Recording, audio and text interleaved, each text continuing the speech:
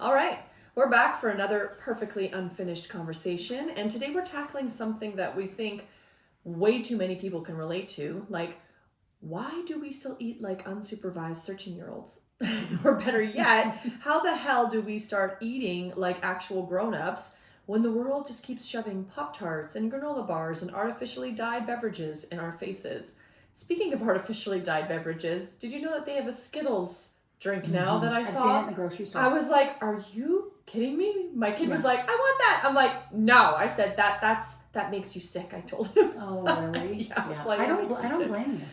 But anyways, let's chat about all this today. And don't forget, stick around until the end of this episode because we've got a little update on what's next for the Perfectly Unfinished. So don't miss it.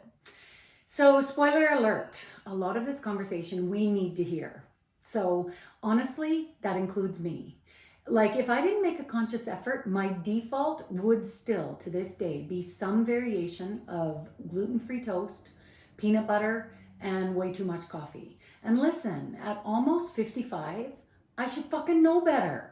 Right? Like, I have 2 kids, I run a business, I know how to structure my life, and yet the sheer willpower it takes to not just like eat a handful of goldfish crackers any time of day throughout my house, like even just as a lunch, like if that's just my lunch, running around my house, like it's just ridiculous. So like, what is wrong with us, Kim?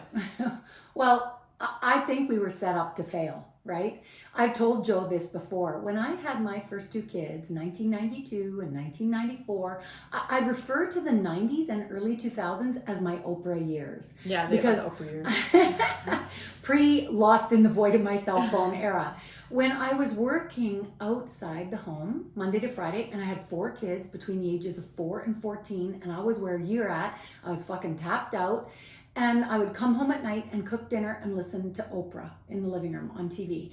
And the television taught me that McCain's deep dish pizza was part of a well-balanced diet, and that I could absolutely with certainty trust everything that had the green check health mark on the box. And so between the 80s and 90s, that low-fat, low-calorie diet culture era, and the rise and accessibility of processed food, because you and I have talked about this too before, where when I was a kid, 1974, 76, 78, going through the grocery store, you did not have an entire aisle of cereal. You did not. You had a section that might have had Frosted Flakes and Fruit Loops, Rice Krispies, Corn Flakes, muesli, puffed rice, puffed wheat. That was it. Like, you did not have the accessibility of processed food with all of the marketing that we do now. And on top of it, in the 90s, we were raising latchkey kids, right? Who in that time, it was still okay for kids to get themselves home from school and keep themselves busy until the parents got home, you know, but they developed the shittiest eating habits. And we're just now unpacking and unlearning decades of bad programming every time we pick up a vegetable. Exactly. Like, we grew up thinking microwave dinners, like Kraft dinner. Lean cuisine. Yeah. Hungrymans. I remember there's a couple Hungrymans in the deep freeze in the garage. You guys be okay, right? We'll see you tomorrow. And they just like leave after like, it'd be the best thing ever. And then, funny story enough, me and my cousin one time, we decided to go buy one to have like some childhood memory of it for like later in the day. We ate it and we were like, it was the most disgusting thing. Like the dessert, the apple turnover-y dessert, whatever it was, tasted like a pine tree, like a smelly thing you'd light in your house. It was horrible. Yeah. It was horrible. But like, and now we're just like supposed to suddenly, you know, be all out here after eating like that, meal prepping organic quinoa salmon bowls and trying to fit in like 30 grams of protein before 10 a.m. Like, it's a lot for a lot of people. Yeah. So, you know, like, let's just start with this. Kim, why is it so easy to eat like shit? You know, like, why does convenience food always win? Well, because it's designed to. Convenience food is designed to win. Like, have you ever noticed how eating garbage takes zero effort? But eating something nutritious feels like work.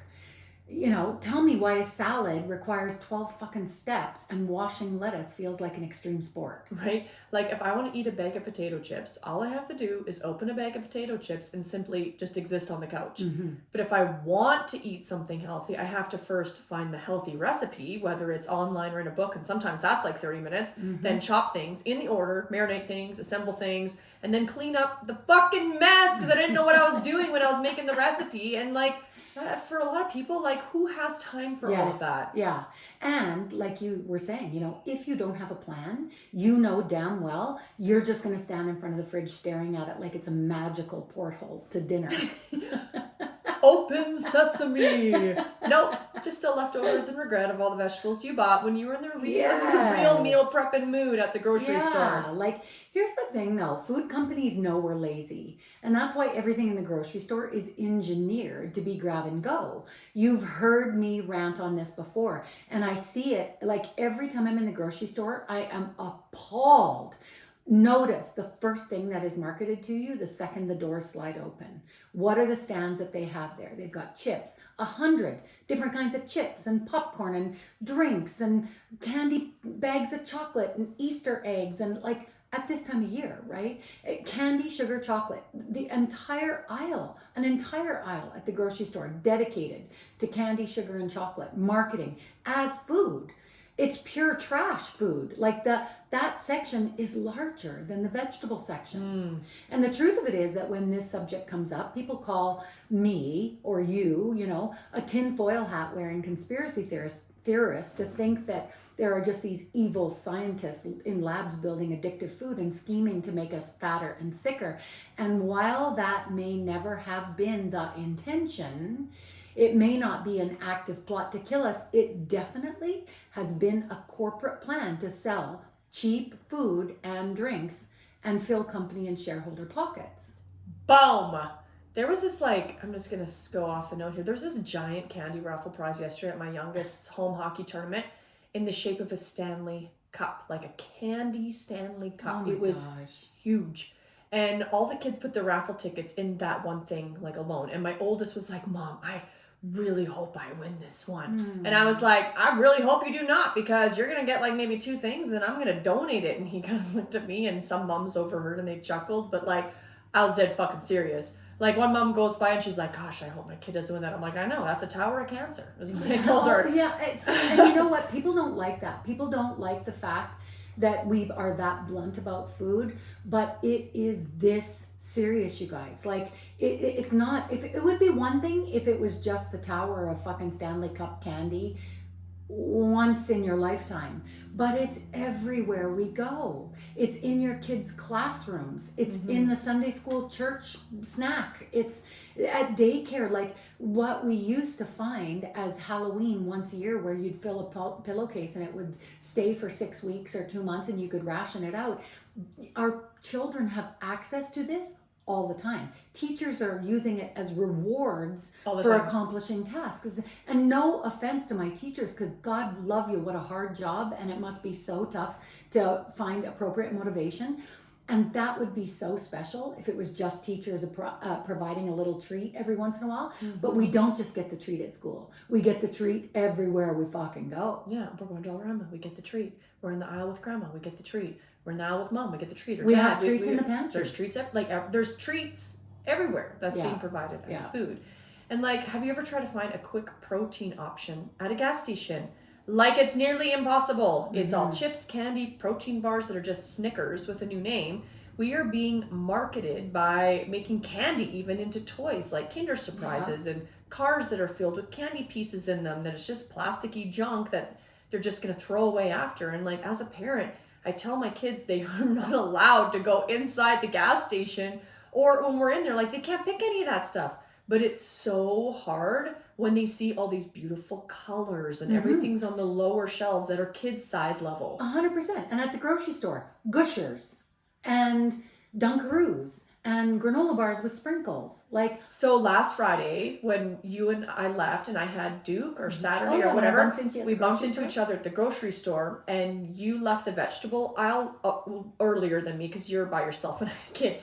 Duke put away the cart, by the way. He was done with it. But I like went by between the vegetables and the meat. There's this popcorn stand with all the colors of popcorn filled with dyes and flavors and whatnot. And sugar.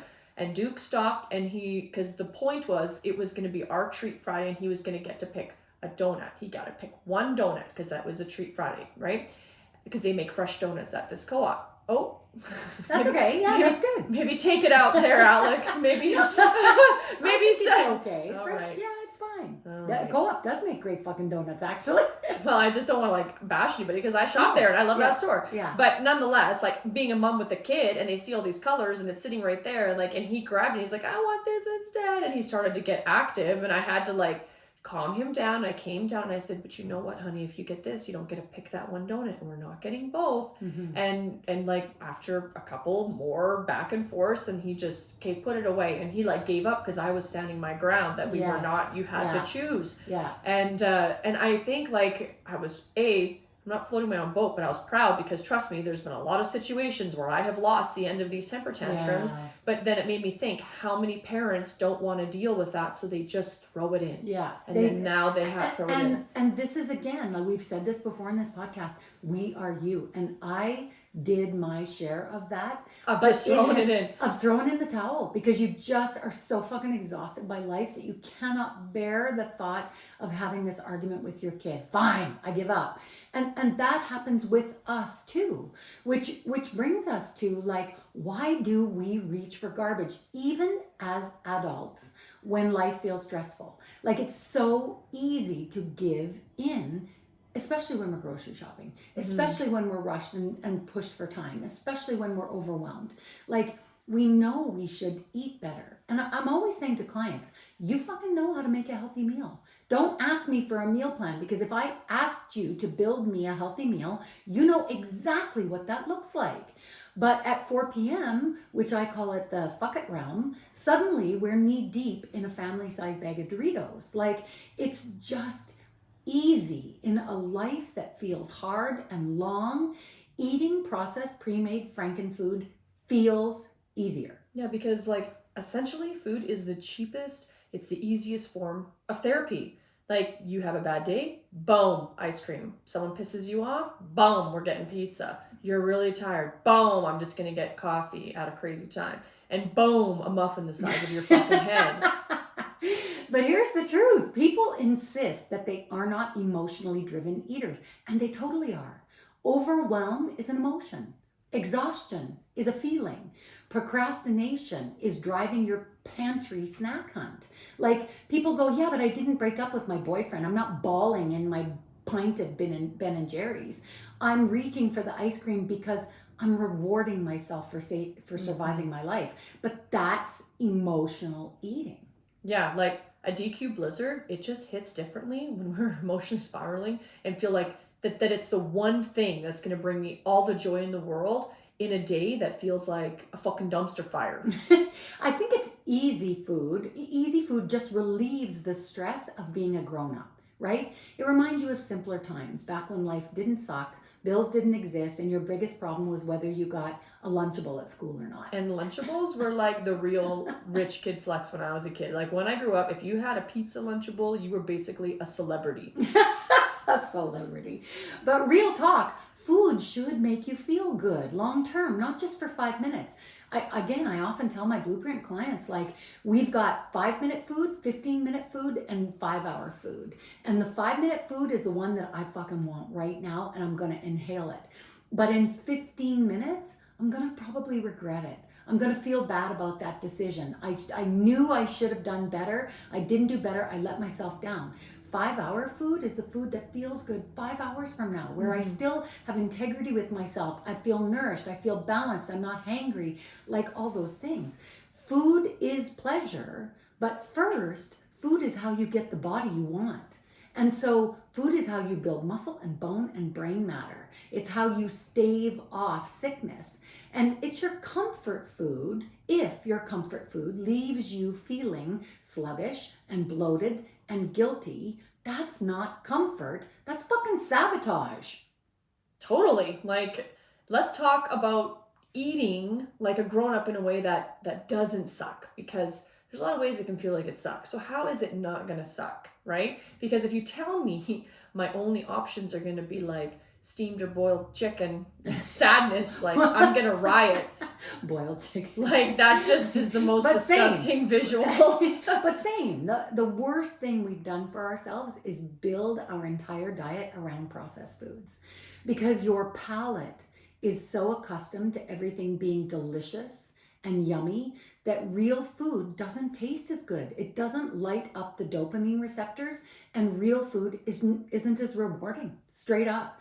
But here's the deal. Then it is up to you to plan and build food that tastes good and meets the protein, fiber, and healthy fat nutrition profile. Like it's got to give your body the building blocks it needs to be strong and healthy, and to make you feel full and satisfied much longer than easy fast food. Right? Like ever eat a big bowl of cereal and you just simply feel hungrier 20 minutes later? That's because you just basically ate pure sugar, right? And like, speaking of sugar, we've talked about this in the past and over the last decade, but I don't know if we've talked about this here, but a study on rats back in the day showed that when given a choice between sugar and cocaine, they almost always chose sugar, even if they had previously been exposed to cocaine in the exact same study. Like that is crazy, you guys. This is because sugar triggers a powerful dopamine response inside your brain, similar to addictive drugs, but in a way that may be even more rewarding.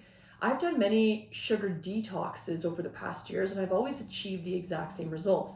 Major relapse behavior until about day 4, like migraines, shaky, anxiety, the urge to find and look for sugar, and then have to stare at it and then pull myself away, like the crazy shit. Yeah, totally. And then by day 10, like I always know, by day 10, I'm good. Real food tastes so much better when you stop polluting it with processed crap. And on the flip side, every time I allowed something sweet back in, like a cookie after I've done my detoxes, like I couldn't believe how actually sweet it tasted. It's like we're like numbing our taste buds with how much of sugar we're essentially consuming, right? Or the processed stuff. And here's another hack, really, like eating food that actually fills you up. So we're talking about if you're starving an hour after you eat, just like Kim said, or your kids, here's another sign, guys. If your kids keep asking for more food periodically throughout the day, like I need a snack, like they didn't just eat a meal. They're just having a snack in disguise all day long. Meaning, like if you're giving them, you think it is a meal, but it is really just sugar and carbohydrates, and there's nothing satiety wise to hold them off, like they're going to burn through that and keep asking for food more and more throughout the day. When we start feeding our kids more protein, my kids don't come back and ask for anything for like 3 hours. That's when I notice. For sure. And back to you talking about sugar and about detoxing and how you noticed how much sweeter everything tasted. I have just finished 25 days of super strict eating with this nutrition, holistic, not even holistic. What the fuck am I looking for? Functional diet practitioner. This functional practitioner I hired to help me get my stomach and my gut sorted out because of this autoimmune gastritis and the subsequent bowel trouble I'm having. And so I've been on this super, super strict whole food, fruits, vegetables, moderate protein, higher fat, tons of water, but weeding out all processed stuff.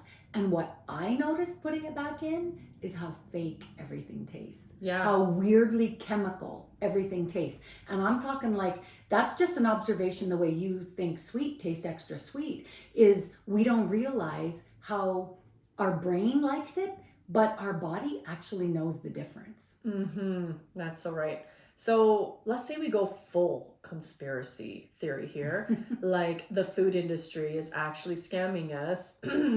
Yeah, it is. These companies do not want us eating real food. Well, again, it's not in their best interest that we suddenly stop buying their products and eat at home. And for real, when was the last time you emptied a bag of wavy Lay's potato chips and dumped the crumbs into your gaping maw, right?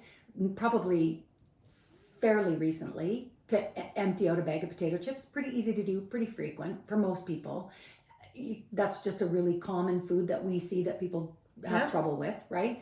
But have you ever noticed that it is practically physically impossible to binge eat a rotisserie chicken? Like, This example alone completely highlights the entire problem you're faced with in 2 sentences.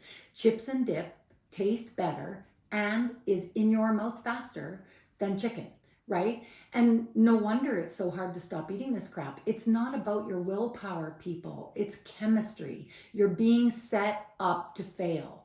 And that's because junk food isn't just made to taste good. It's scientifically engineered to keep us eating it. Food companies, they actually hire teams of researchers to perfect the exact combination of salt, sugar, and fat that lights up your brain's reward system like a slot machine, making it nearly impossible to stop. This process is known as sensory-specific satiety, which ensures that each bite is just satisfying enough to keep us reaching for more without ever feeling truly full. From your crunch of a chip to the melt in your mouth feel of that nice milk chocolate.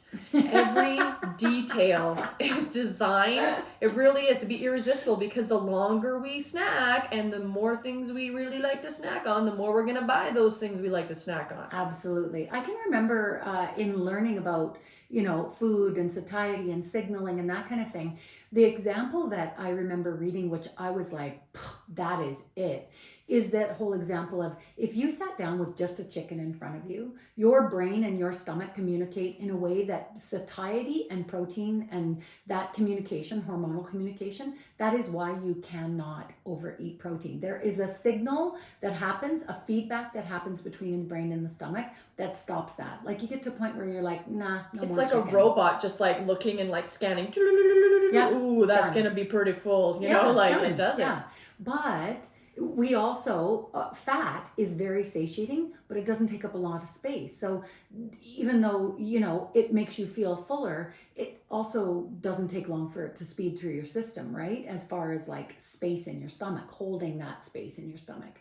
The problem with carbohydrates or everything else in between, crackers and fruit and chocolate and chips and, licorice and all these things. That's why on a smorgasbord full of food like that table, you can go, I think I might be getting full, but ooh, cheese. Ooh, I think I might be getting full, but chips. Oh, that's so good. I'm just going to dip that chocolate in that. And like you can override that feedback loop. And I don't think people realize that if you chose very specifically, strategically, certain kinds of food, your brain and stomach just will not let you overeat. Yeah, like totally. Like she just went off, and she's sorry, so right. Sorry, yeah. No, I was just watching you. I'm like, God damn, Kim, you just nailed it. Yeah. So here's the truth, and trust me, again, this is experience talking. Like eating like a grown-up is straight up tough love, and discipline. And discipline isn't willpower either, right? Like it's the epitome of showing up and doing the damn thing when I don't want to do the damn thing. So how do we eat like adults, but we still get to enjoy our food? So it's not easy, right? But at some point you're going to have to recognize that the choices that you're making are also not easy. They're setting you up to struggle. And the older we get, the harder our body has to work to retain its amazingness. Processed food is a slow death. Like, I'm not being dramatic here. These are stats you can find anywhere on insulin resistance, muscle loss, visceral fat, and cancer, and high blood pressure, and heart disease. Like, processed food is directly correlated with these conditions, right? Causation may be debatable, but it cannot be good for us. Like, this isn't an abstract out there thing. However, there are ways to enjoy your food.